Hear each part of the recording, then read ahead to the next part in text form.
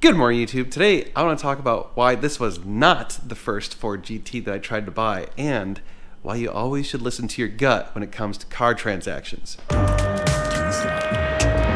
you recording all of the nefarious activities? If you're new to the channel, my name is Dan, and this is my garage, and this is my Superperformance GT40 that I bought just a few weeks ago, and it is absolutely glorious. I am so in love with it, but this was not the first Ford GT that I tried to buy, GT40 to be clear. The other one had some weirdness stuff happen, and it came really close to buying it, and at the last second, the deal fell apart. So let's go through that story real quick and how it can be a cautionary tale to help you guys in the future. But we'd love it if you guys could support us by checking out normalguysupercar.com. There you can buy parts and services for your car, and NG Supercars, that is our dealership. Check that out, and you can buy some cars from us. Also, like, share, and subscribe. Those do help us out. Thank you so much. But let's get right into this story, and man, I'll tell you, it is tough out there. You gotta like really be savvy and protect yourself. So like I mentioned, this was not the first Ford GT40 that I tried to buy. So all the paperwork had been signed, I had a bill of sale, and I was just about to wire the money, and then stuff started to get a little bit weird, and I started to get a bad feeling and ended up passing. So what caused that to transpire? Well, so first of all, we had a big gap in the price of this car. I offered $10,000 less than what they wanted. I said, hey, let's split the difference, and they wouldn't budge. So I felt like the price was a bit high. I didn't feel like this was a good deal on the car. I felt like it was an okay price. It was full retail, which as a dealer, I kind of don't want to pay retail. I kind of want to pay closer to wholesale so that I can eventually mark it up to retail and make a little bit of money selling cars. So that made me not really excited about buying the car in the first place. I felt like, anytime you get a good deal on something, you do feel a little bit more like, yeah, I want this car. And you're also willing to overlook some stuff. And that's where things started to go wrong. So like I said, we had a deal all set. Papers were signed. I was just about to wire the money. And I got informed that their tuner was there adjusting the car. And I say, well, what are they tuning? Well, they said, oh, the fuel injection system has something wrong with it and it's not running correctly. And that makes me a little bit concerned. So I'm like, okay, well, what exactly is wrong with the fuel injection system? And they couldn't explain it. So I said, all right, well, let me know what happens. And in the meantime, I started really looking over the pictures of the car. And that's when I noticed that the O2 sensor was mounted in the wrong spot. The O2 sensor, if you didn't know, needs to go after the collector where all the exhausts of the different cylinders come together. So it should be after that point so that it can read all of the exhaust and tell you how each cylinder is doing.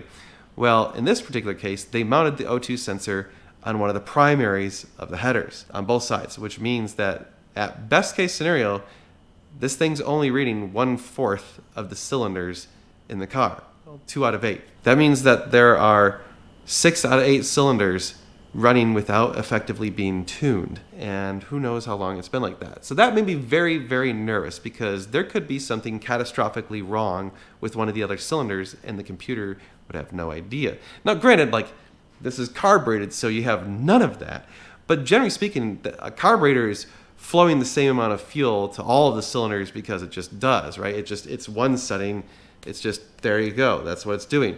On a fuel injection system, it could be adjusting every single cylinder differently and spraying different amounts of fuel based on the needs and demand and blah, blah, blah. So that made me very, very nervous. Well, the day goes by, no call, so I call them late at night, and they say, hey, we're going to probably have to replace the entire fuel injection system. Right then and there, I immediately thought, I'm paying full retail price for a car that's needing work. Now they're replacing stuff.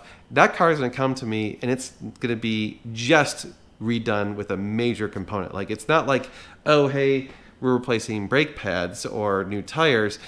A whole fuel injection system might need to be worked over once or twice or 3 times before it's really set up correctly.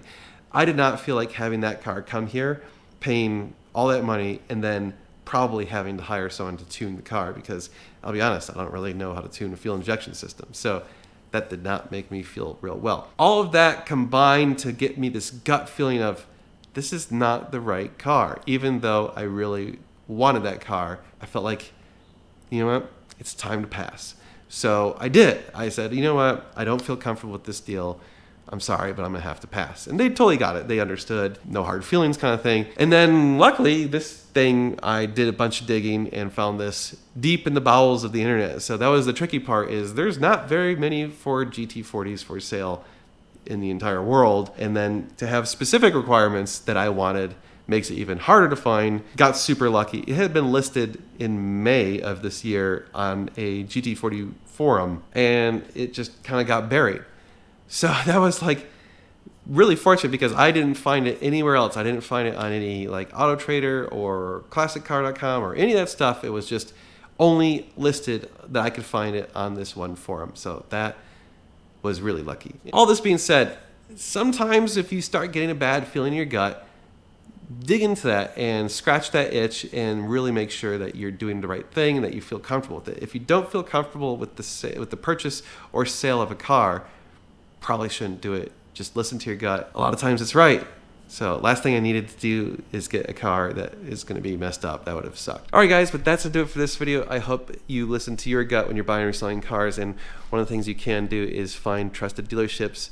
And I'm not saying that we are always perfect, but, you know, we try our best. We're very honest when we can be. We're transparent. So check out our dealership, ngsupercars.com, and hopefully we can sell you a car. Or we're also looking to always buy cars from you guys. So if you got a Ferrari, you want to sell it, hit us up. But that's going to do it. You guys are amazing. Thank you so much for watching. We will be doing a lot of cool car stuff, including driving this thing around. So you're going to want to stay tuned. It's going to be sweet.